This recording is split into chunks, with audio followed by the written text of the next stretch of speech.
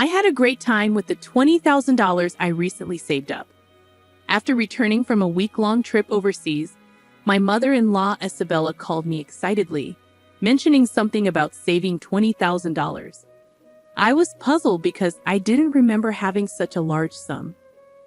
As a freelancer, I do have some emergency savings in my bank account, but I don't usually keep that much cash. Plus, my banking card was right here, and no one else should be able to withdraw such a large amount without my knowledge. Isabella claimed she took the money from the sideboard drawer, assuming we were rich. I thanked her for her good intentions but didn't understand why she thought I had given her the money. After this brief conversation, I wondered where the $20,000 came from. The mystery was solved when Anthony, presumably her husband, returned home a month later. Fast forward to a month later, and Isabella made over 80 calls, which I ignored. When I finally answered, she accused me of something, and I didn't quite understand. It seemed like she was upset, but I couldn't figure out why. Isabella's persistent calls became annoying, and when I finally answered, she started blaming me for something. Confused, I realized she was reaping what she had sown. Isabella's voice echoed loudly through the phone speaker as I learned her name was Scarlett, a 32-year-old freelance jewelry designer. I really want children, but my job keeps me very busy. My husband, Anthony, who is the same age as me, used to have a regular job, but now he helps manage my work. When we got married, I wasn't making much as a designer, and we relied on Anthony's income. However, as I turned 30, my work became more stable, and I needed help managing my schedule. Anthony, who had a good position at his job, decided to quit and join me as a business partner. With his help, we now have deals with famous international brands. Although we face challenges as a couple, the main issue is Anthony's mother, Isabella, who lives alone in his family home. Isabella thinks we're living a luxurious life and often asks for money. She believes we live extravagantly, attending fancy parties and dinners with company executives. While these events are part of my job as a jewelry designer, Isabella sees them as leisure. She even asks for money to throw a party for her friends. I can afford to give her money, but it's not as glamorous as it seems. These events are expensive, and I have business obligations that I can't refuse. We're now living in luxury. It's all part of our work, dressing up beautifully and eating at expensive places. Isabella often expresses her envy towards us with a hint of sarcasm. Despite my continuous refusals to her requests, Anthony, being her son, sometimes gives in and hands her money. He believes it's a small price to pay to keep her quiet and avoid interruptions to our work. However, Isabella's demands only increase, leaving both of us frustrated. Recently, Isabella came over and pestered Anthony about buying a new dress for an upcoming gathering. Despite suggesting a more affordable two-piece suit, she insisted on an expensive dress for the fancy party. I believe proper attire, whether old or new, shouldn't matter, but Isabella makes a fuss. She also added that she needed a matching bag and was counting on us for that. To address Isabella's constant money demands, Anthony set up a credit card in her name, telling her to use it for her expenses. Initially, she overspent and got warned by Anthony. He then asked her to report before making significant purchases. However, Isabella continued to overspend, once even buying an expensive ring without prior notice. The bill became astronomical, and Anthony, who was paying the bills, couldn't afford it. Isabella seemed to think the credit card meant endless spending without consequences. Anthony, frustrated with the situation, decided to put a limit on her card spending. Isabella stormed in, complaining that she couldn't pay for her recent shopping, not realizing the financial strain her overspending was causing us. "We've lowered your monthly limit, but it's still enough, right?" Isabella challenged, questioning the fairness of our lifestyle. She argued that her desire for fun and luxury wasn't much different from our work-related dressing up and attending fancy places. We explained that events like product launches and parties were part of our job, often taking place in luxurious venues. However, Isabella perceived it as us having fun rather than working. Since putting a limit on her credit card, she had quieted down a bit. Occasionally, She would come to our house and complain to Anthony, but life went on without major issues. As the year-end approached, a foreign brand approached me with a proposal to expand our business overseas. Excited about the opportunity, I saw it as a chance to join the ranks of top-tier designers. Anthony, handling things as my manager, saw it as a rare opportunity we had to take. However, there was a concern about Isabella. Given her past behavior, it was plausible that she might want to come with us. When we told her about our plans that weekend, she reacted just as we predicted. Isabella insisted we were trying to trick her and live even more lavishly overseas.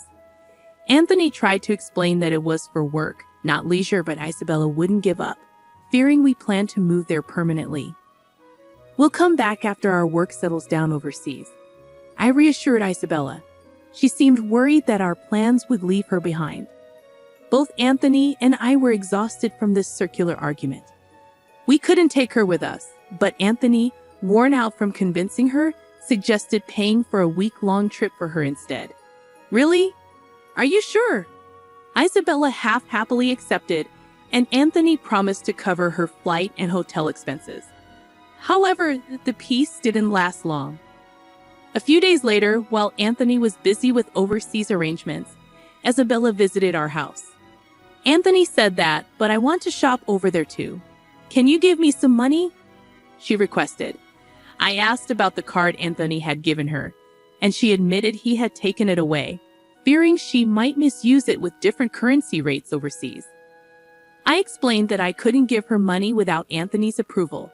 Isabella left, raising her voice, and over the New Year's, she went on a 7-day trip abroad. Upon her return, Isabella revealed an unbelievable truth. She called me excitedly, sharing her experiences and mentioning she had overspent on souvenirs. Feeling fed up, I asked about the money she claimed I had saved up for her.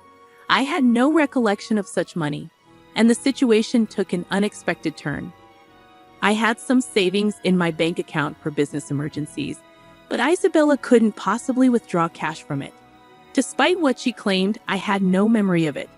She said she found $20,000 in our house's sideboard drawer, and I was confused about why such money would be there. I couldn't imagine us keeping such a large amount of cash at home. I told Isabella that if she took money from our house without permission, it amounted to theft, even if she's family. I emphasized the seriousness of the situation, especially if Anthony had set the money aside for an important deal.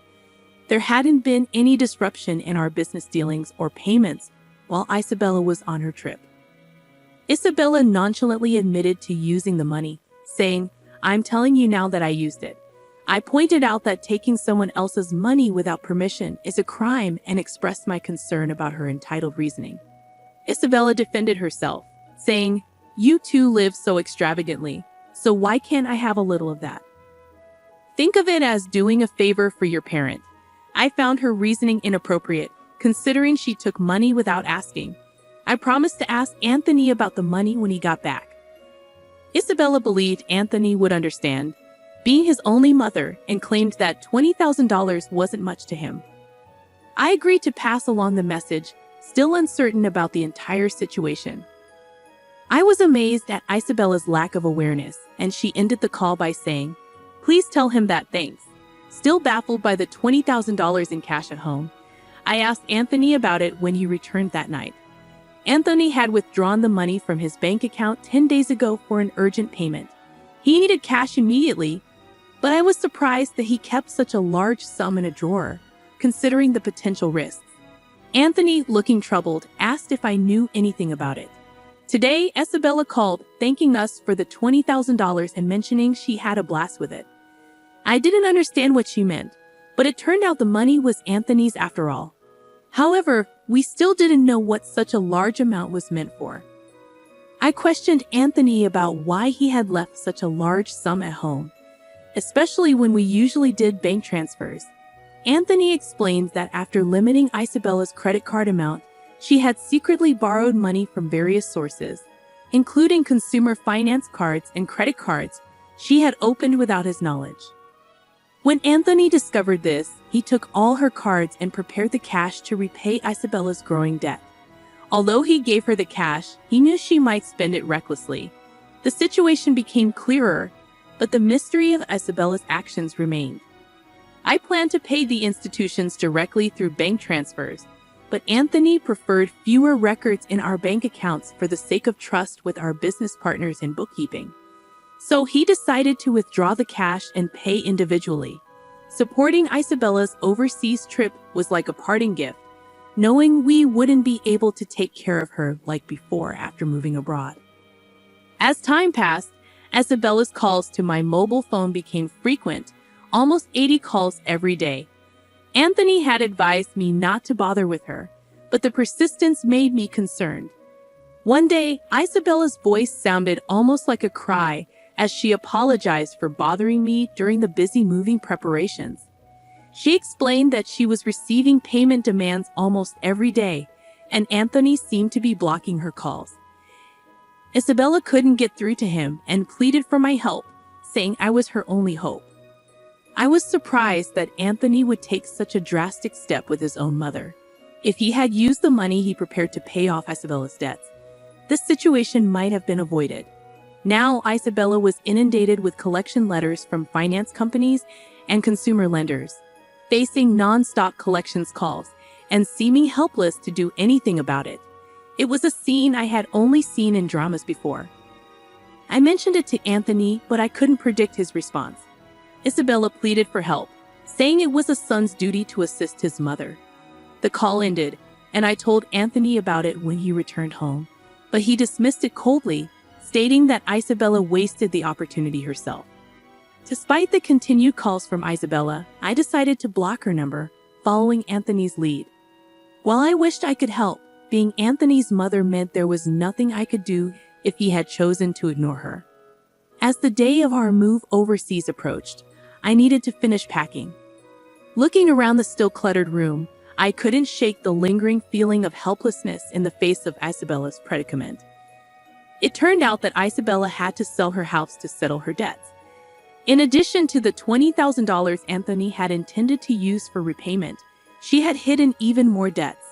The amount was so substantial that even after selling her land and house, she couldn't fully clear it. The total balance was unimaginable. Our family home was gone, and Anthony, though somewhat sad, acknowledged there was nothing we could do. Losing the house where one grew up must have felt like a significant loss. Anthony, having lost his place to return to because of his living mother, must have been feeling a deep sense of loss. Isabella now lived in a cheap apartment, struggling to repay the remaining debts with her part-time job. At her age, finding work must be challenging. I felt a bit of sympathy for her. However, the consequences of her spending led to this, so she was to blame. Even for the elderly, taking responsibility for their actions is necessary. Despite the challenges, my business was thriving overseas, and the move had brought more inquiries from other brands. I received offers from unexpected places, something I couldn't have imagined back home. Although it was all appreciated, I was so busy that I barely had time to sleep. Anthony, too, was occupied with various tasks. At this rate, having children was still a distant thought. I pondered this as I gazed at the foreign cityscape outside the window.